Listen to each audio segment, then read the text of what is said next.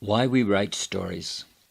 Stories fascinate us all our lives. As children, we love to be told fairy tales, and to hear, time after time, the tales our parents told us about what we ourselves did and said when we were babies, as well as the stories about their own childhoods. As soon as we were old enough, we told stories about ourselves, for our parents, and for our friends. As adults, we speak in stories at work, at family get-togethers, at class reunions, at town meetings, at the post office, when we meet our neighbors. In fact, stories are such an important medium for us that even the numerous stories we tell and hear daily are not enough to satisfy our enormous appetites. We consume additional stories by reading novels, seeing movies, and watching dramas on television. Stories are about meaning. What is the meaning behind telling and listening to all of these stories? Obviously, stories entertain us, but our need to be entertained doesn't fully account for our great hunger for stories. A more satisfying explanation of the power stories hold for us is that they provide rehearsals for life. They furnish us with the reassurance and the guidance we need to become adults who live full, happy lives. Let's see if this idea holds true when we examine a story we all know, Hansel and Gretel. In this story, the children are abandoned by a wicked stepmother and a weak-willed father. The children rescue themselves by killing the witch. In the end, in spite of his initial weakness, their quote-unquote true parent, that is the reformed father, welcomes the children back and promises to protect them against overpowering adult forces, the stepmother and the father's own weaker side. Does this story provide reassurance and guidance? Well, it certainly does. The story reassures children that there is always hope of a happy ending, no matter how bad things get, and that their true parents do love them in spite of their weaknesses.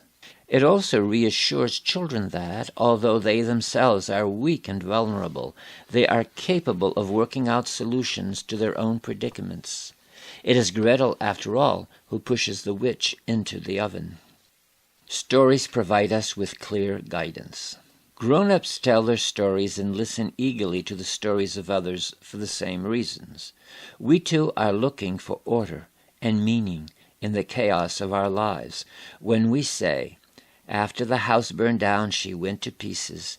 She forgot she had a family to live for," we are telling a story that contains reassurance and guidance about order.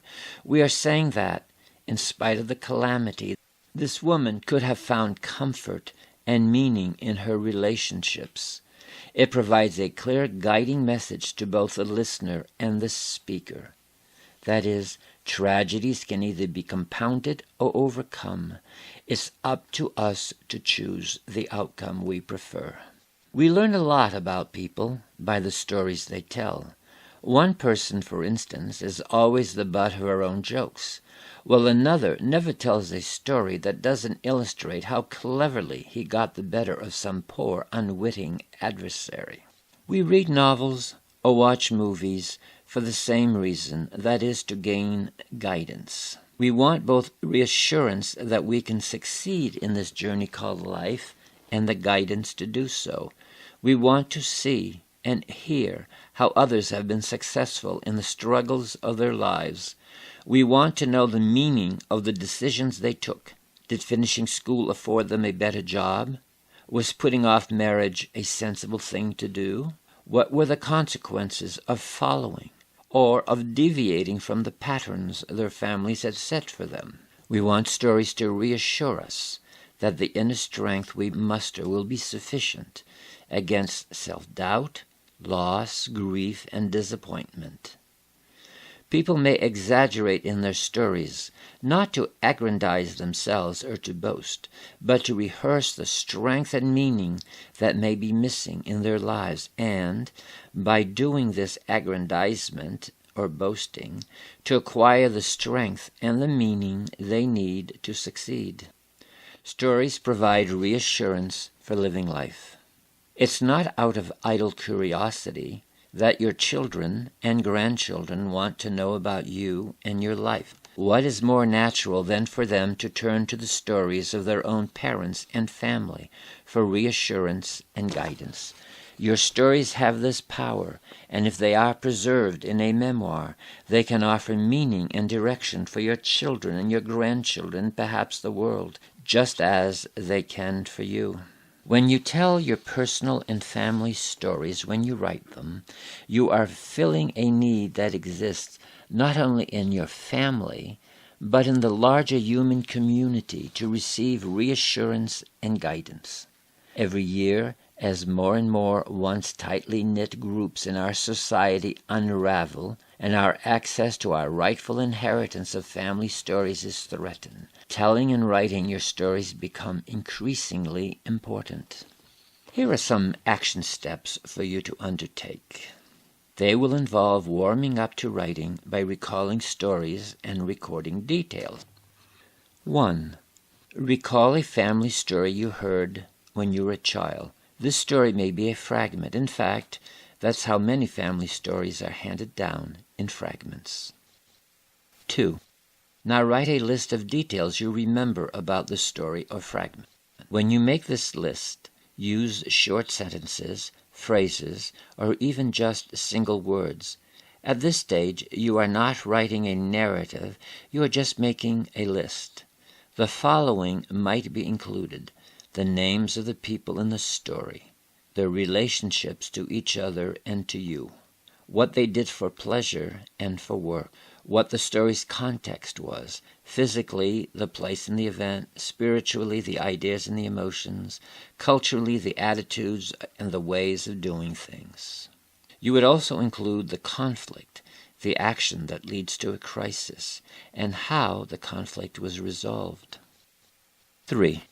Be as specific as you can be with the details you put on your list. For instance, auburn hair braided into a coil, or a scar from beneath his left nostril to just under his left earlobe.